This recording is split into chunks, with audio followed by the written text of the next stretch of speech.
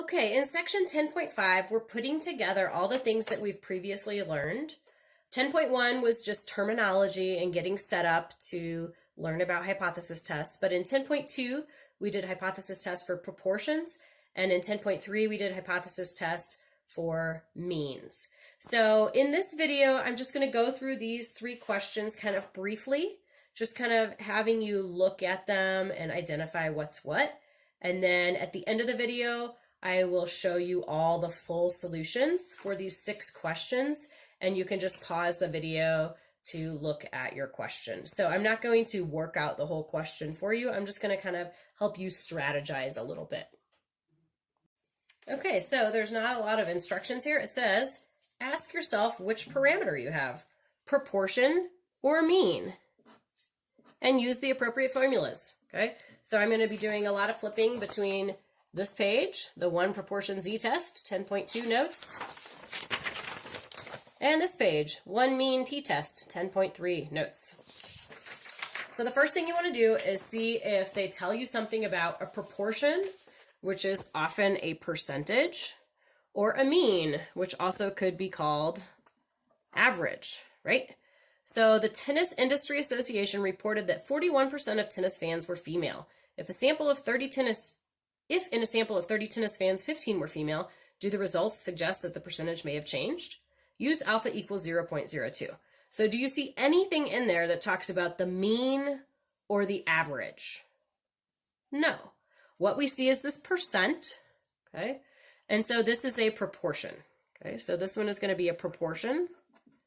So already what I know is it's going to be a z-test. This is from 10.2. So I know that when I do my test statistic, I have a z formula for the test statistic. Z equals p hat minus p over square root of pq over n. That's my test statistic. I know when I do my critical value, I'm going to be using inverse norm. And when I go to do my p-value, I'm going to be using normal CDF. Okay? So anytime you have a proportion, you're working with Z. All right, so obviously I'm not working out the whole question. I'm just getting us started here. That's page 27. Page 28. Nationwide, the average salary of actuaries who achieve the rank of fellow is $150,000. An insurance executive wants to see how this compares with fellows within his company. He checks the salaries of 8 fellows and finds the average salary to be $155,000 with a standard deviation of $15,000. Can he conclude that fellows in his company make more than the national average using alpha equals 0.05? So do you see a percent? Do you see like, this many of the actuaries fall into some group? No, what you see is average. Averages all over the place, okay? So this is average, which is mean, which means we're going to be doing a t-test, which is from 10.3. So we have a test statistic that is a t.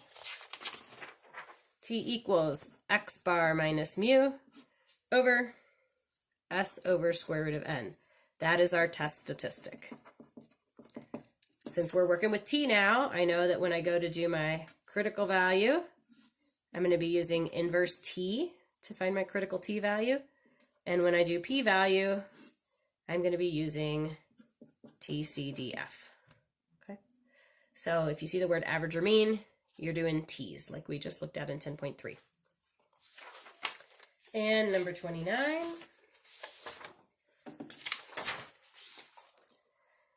Oh, look, there it is. The average red blood cell count. Okay, so right off the bat, we know this is the same as the last one. It's a t-test. Okay.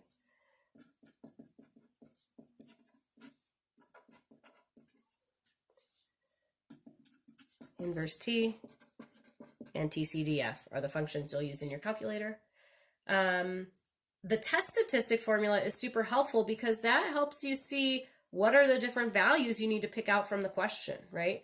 if I don't even read this question yet, but I know it's an average one, I know in this paragraph I need to be looking for an X bar, which is a sample mean, a mu, which is the overall mean, what they think it is or what we're working from, S, the sample standard deviation, and N, the size of the sample. So the test statistic formula really helps you figure out what are you looking for from that paragraph.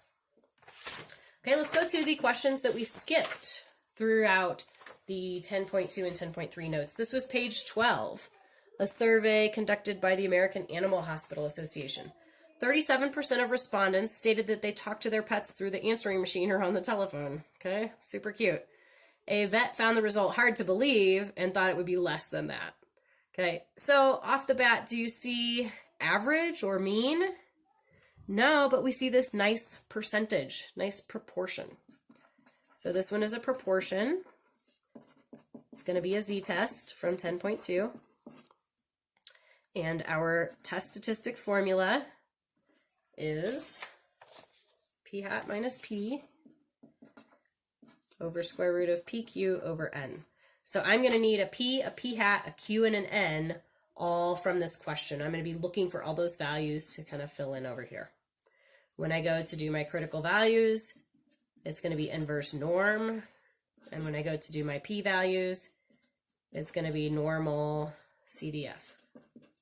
Okay. Page 18 was another question that we skipped. So really you can see that the big question we're asking is, are we talking about averages or are we talking about a proportion? A Comcast representative estimates that more than 25% of its customers has a service bundle that includes a telephone line. It's a proportion. I see that 25%. Okay. Proportion. Z-test. 10.2. I need to find from my paragraph up here a P, a Q, an N, and a P hat. In my calculator, I'll use inverse norm and normal CDF to get my key values for my step 4 pictures. And finally, question 24, we skipped in the notes. A job placement director claims that the average salary for nurses in Colorado is not equal to $75,000. They did a sample of 40 nurses, and the average was $72,570, with a standard deviation of 45.25. We could keep reading, but hopefully that average already hit you over the head, right? We're talking about averages. Here's the word mean, which is also average. So this is means. We're going to do a t-test from 10.3.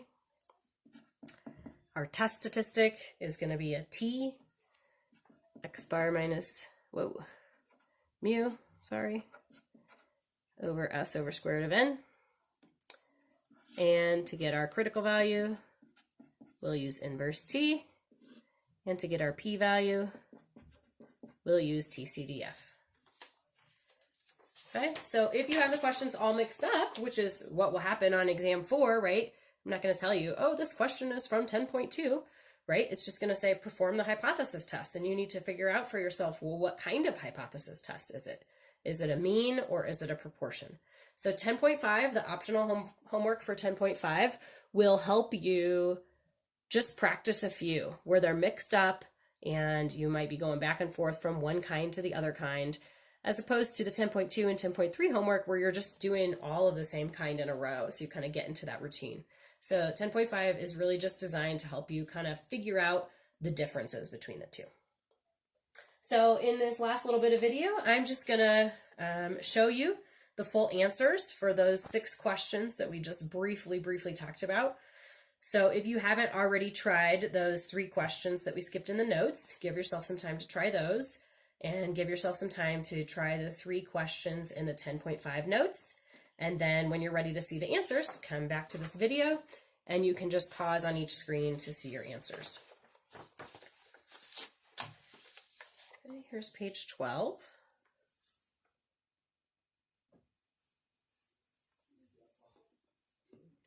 This one was just done with the critical value approach because at that point in the notes we had not learned the p-value approach.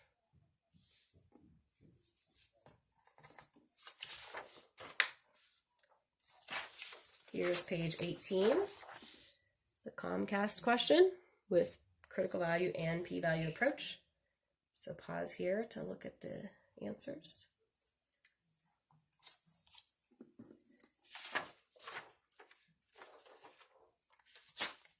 Here is page 24, the average salary for nurses. This one was a two-tailed test with the critical value and the p-value approach.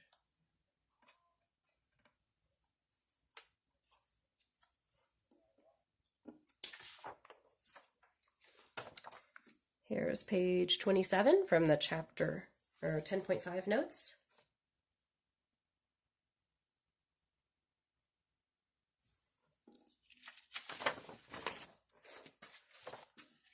Page 28 from the 10.5 notes.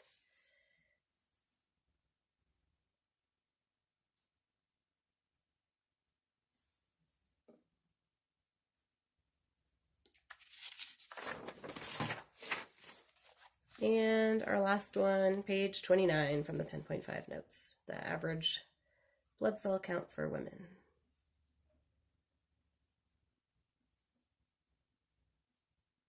Okay, please send me your questions however you like. There's discussions in D2L. You can email me. You can Zoom with me during our class times, or email me for an appointment to Zoom at another time. Bye.